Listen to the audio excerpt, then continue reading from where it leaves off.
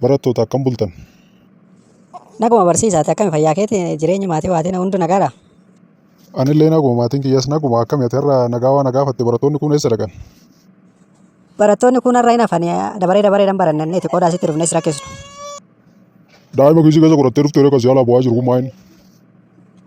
Lakki barsiisaa daa'ima kiisii keessa godhadhee nuunne sammuu kiyya keessa iyyite sammuun kiyya waa'ee daa'imaa yaadaa gaafa jiraatu sammuu kiyya keessa wanta ani yaadu santu keessaa iyya waan hundaaf iyyuu gara barnootatti osoo jeene gaarii natti fakkaata. Tole gara barnoota keenyaatti haa daballu.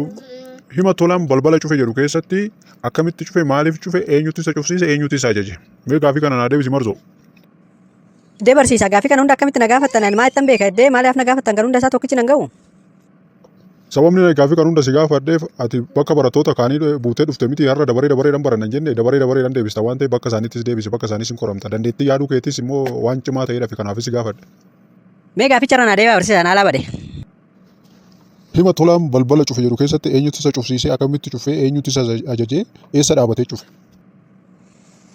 Barsiisaa tolaan maaliif akka balbalicha cufe hin beeku maaliif akka zagga'ee cufes hin beeku eenyu akka isa cufsiises hin beeku eessa akka dhaabatee cufes hin beeku eenyu akka isa ajajee dhufes hin beeku waan hundaaf iyyuu dawwalee gaafadhu akkamitti akka cufe